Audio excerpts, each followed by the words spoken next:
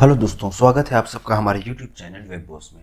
दोस्तों, CSS tutorial series में आगे बढ़ते हुए आज हम देखने वाले हैं CSS में टेक्स्ट फॉर्मेटिंग प्रॉपर्टीज़ के बारे में। ठीक है, तो चलिए अब हम सीधा स्टार्ट करते हैं, अपने कोड एडिटर पे चलते हैं। देखिए दोस्तों, हमने यहाँ पे एक डिव बना रखा है जिसमें हमने एक बेसिक स्टाइल्स कर रखे हैं आपको ताकि दिखाने के लिए। ये इसका आउटपुट है, देख सकते हैं आप। अब दोस्तों हम सीधा अपना काम स्टार्ट करते हैं।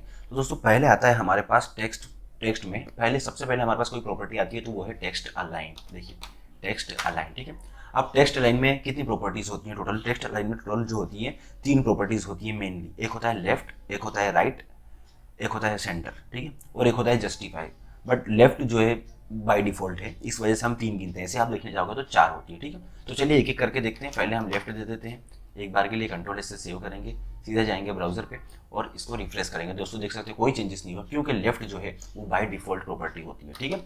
अब हम इस पर राइट अप्लाई करेंगे, टेक्स्ट लाइन राइट किया, कंट्रोल से सेव करेंगे और अब हम जाएंगे सीधा ब्राउजर पे और जैसे इसको रिफ्रेश करेंगे तो आप देख सकते हो हमारा टेक्स्ट जो है वो राइट अलाइन हो गया, मतलब राइट साइड से जो है एकदम जॉइंट हो गया, एकदम चिपक गया, एक हिसाब से आप बोल सकते हैं, ठीक है।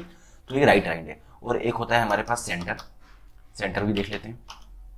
ये हो गया हमारे पास सेंटर, कंट्रोल से सेव करेंगे और ब्राउजर पे जाके हम इसको रिफ्रेश करेंगे तो आप देख सकते हैं सेंटर जो है पूरा जो है हमारे वर्ड्स जो है सेंटर में आ गए हैं। तो इस तरीके से जो है सेंटर वर्क करता है। अब दोस्तों सेंटर जो है ये सबसे ज़्यादा यूज़ होता है और अब जो आता है जस्टिफाई, ये भी सबसे ज़्यादा यूज़ होता है। दोस्तों जस्टिफाई में क्या होता है कि इसका लुक जो है काफ़ी ब्यूटीफुल बना देता है। कंट्रोल से सेव करके जैसे हम जाएंगे ब्राउजर पे तो आप देखेंगे ये जो वर्ड्स जो है आगे पीछे हो रहे हैं, आगे से इधर से ये जो है एकदम जॉइंट हो जाएंगे, देख सकते हैं आप। तो दोस्तों ये जो जस्टिफाई है, ये जब आप ब्लॉग लिखते हैं, जब आप कोई चीज आप आर्टिकल लिखते हैं तो दोस्तों ये काफ़ी यूजफुल होता है। तो जस्टिफाई और सेंटर जो है ये काफ़ी यूजफुल होते हैं रियल लाइफ में, ठीक है दोस्तों। तो दोस्तों ये थी हमारे पास कुछ अपनी टेक्स्ट अलाइन की प्रॉपर्टीज, ठीक है। अब बात करते हैं हम जो न्यू प्रॉपर्टीज आई है CSS3 में, ठीक है। अब हम उनकी बात करते हैं, तो चलिए देखते हैं। तो न्यू प्रॉपर्टी के हिसाब से कैसा है, कोई इसमें ज़्यादा चेंजेस नहीं है, बट थोड़े से वर्ड्स चेंज हुए हैं, जैसे राइट हुआ, सेंटर हुआ। अब इसमें क्या हो गया, इसमें एक स्टार्ट आ गया है, स्टार्ट वर्ड आ गया। जैसे अब स्टार्ट करके कंट्रोल से सेव किया हमने। अब जैसे हम इसको जाएंगे रिफ्रेश करेंगे तो देखिए स्टार्ट, मतलब ये बाय डिफॉल्ट जो हमारे पास लेफ्ट था, अब लेफ्ट की जगह आप स्टार्ट वर्ड का यूज़ कर सकते हैं, ठीक है। राइट की जगह आप एंड वर्ड का यूज़ कर सकते हैं। और इसमें एक ऑटो प्रॉपर्टी भी होती है जिसमें क्या होता है कि एक बार दिखा देता हूँ आपको मैं। ऑटो जो है बाय डिफॉल्ट जो होता है उसके हिसाब से काम करती है। कंट्रोल से सेव करेंगे, ब्राउजर पर जाकर रिफ्रेश करेंगे, ये देखिए। तो ये जो है बाय डिफॉल्ट ही होता है, इसमें कोई चेंजेस नहीं। तो दोस्तों ये थे हमारे पास टेक्स्ट अलाइनमेंट से लेके जो भी प्रॉपर्टीज थी वो, ठीक है। अब दोस्तों हमारे पास आता है अगला जो है हमारे पास वो है टेक्स्ट ट्रांसफॉर्म, ठीक है। टेक्स्ट ट्रांसफॉर्म, अब हम टेक्स्ट ट्रांसफॉर्म लिखेंगे, टेक्स्ट हाइफन ट्रांसफॉर्म, ठीक है। ये देखिए हमने टेक्स्ट ट्रांसफॉर्म लिख दिया। अब इसमें क्या होता है दोस्तों, इसमें है ना 3 प्रॉपर्टीज है हमारे पास। ऐसे तो 4 होती है बट एक नन होती है। नन मतलब बाय डिफॉल्ट ही होता है, इसलिए दोस्तों हम जो बाय डिफॉल्ट प्रॉपर्टीज होती है उनको हम काउंट नहीं करते हैं बेसिकली, ठीक है। तो 3 प्रॉपर्टी कौन सी है हमारे पास? चलिए 4, ऑटो को भी नन को भी गिन लेते हैं। एक होता है अपर केस, एक होता है लोअर केस, एक होता है कैपिटलाइज और एक होता है नन, ठीक है। चलिए एक एक करके सबका एग्जांपल देख लेंगे। अपर केस करके जैसे आप कंट्रोल से सेव करेंगे तो क्या होगा, हमारा कंटेंट जो है अपर केस में हो जाएगा सारा, मतलब जो हमारी जो एबीसीडी होती है ना, कैपिटल मतलब बड़ी एबीसीडी जिसे हम कहते हैं हिंदी भाषा में, तो उस तरीके से ये जो है अपर केस लेवल में सारा अपना फॉन्ट इसका चला जाएगा, ठीक है। अब दूसरी आती है हमारे पास इसी तरीके से लोअर केस।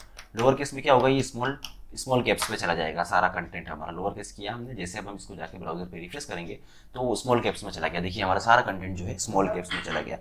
तो इस तरीके से हम जो है फॉन्ट फैमिली को जो है यूज कर सकते हैं, ठीक है। देख लिया, ठीक है। अब हम क्या करेंगे, अब हम जाएंगे अपने अगले कैपिटलाइज की ओर। कैपिटलाइज का क्या यूज होता है, ठीक है। जैसे हम कैपिटलाइज लिखेंगे, देखिए प्रोसेसन में आ गया, कंट्रोल से सेव करेंगे तो इससे क्या होगा, पहला वर्ड जो होगा हमारा वो कैपिटल हो जाएगा, बाकी के जो होंगे वो स्मॉल हो जाएंगे। देखिए जितने भी वर्ड्स हैं हमारे उनमें जो पहला वर्ड है हमारा, वर्ड्स के अंदर जो पहला वर्ड है, पहला जो अक्षर है वो जो है कैपिटल हो जाएगा, बाकी सब जो है इस अपने नॉर्मल फ्लो में आ जाएंगे, स्मॉल हो जाएंगे, ठीक है दोस्तों। इस तरीके से ये काम करता है। चलिए एक और इसमें नन दिखा देता हूँ। नन जो है बाय डिफॉल्ट है, उसमें कोई चेंजेस नहीं होते, वो जो नॉर्मल फ्लो होता है उसी फ्लो में नन जो है काम करता है, ठीक है। ये हमारा नन हो गया और ये देख लीजिए ये इस तरीके से काम करता है, ठीक है। अब बात आती है टेक्स्ट इंडेंट की, ठीक है। तो चलिए अब हम टेक्स्ट इंडेंट को अप्लाई करते हैं। ये हमने लिख दिया टेक्स्ट इंडेंट, एक बार के लिए 100 पिक्सल्स ले लेते हैं, कंट्रोल से सेव करेंगे, ब्राउजर पे जाके अब हम इसको रिफ्रेश करेंगे तो दोस्तों आप देख सकते हैं टेक्स्ट इंडेंट जो होता है, मतलब हमारी जो पहली लाइन होती है, आपने देखा होगा आप जैसे हम बुक्स पढ़ते हैं तो बुक्स में क्या होता है, पहली लाइन जो होती है उसके स्टार्ट होने से पहले कुछ स्पेस दिया जाता है, ये स्पेस आप देख सकते हैं। तो ये जो स्पेस होता है इसको हम टेक्स्ट इंडेंट कहते हैं। पहली लाइन में हम टेक्स्ट इंडेंट की मदद से स्पेस दे सकते हैं अपने हिसाब से। देखिए फॉर एग्जांपल मैं यहाँ पे 200 पिक्सल्स कर लेता हूँ एक बार के लिए, तो आपको और समझने में आसानी होगी।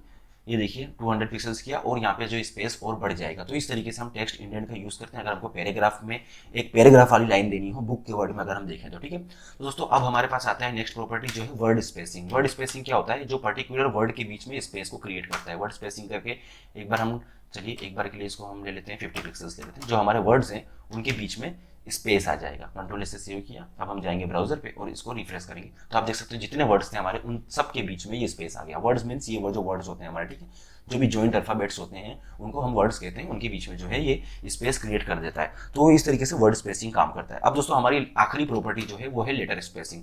दोस्तों ये भी बिल्कुल वर्ड की तरह ही है, बट ये बिटवीन लेटर्स के स्पेस दे देती है, 10 पिक्सल्स कर देते हैं। मतलब ये हर वर्ड हर अल्फाबेट के बीच में स्पेस हमको जनरेट करके देगा, ठीक है।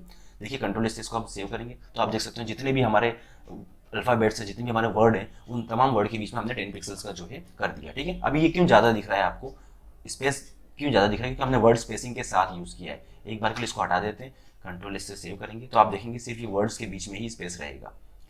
ये देख सकते हैं आप। तो इस तरीके से जो है आप वर्ड स्पेसिंग का यूज़ करते हैं। तो ठीक है दोस्तों ये थी हमारी टेक्स्ट प्रॉपर्टीज सीएसएस के अंदर। दोस्तों अगर आपको वीडियो अच्छा लगा हो तो प्लीज़ वीडियो को लाइक करें, हमारे चैनल को सब्सक्राइब करें। Thank you for watching.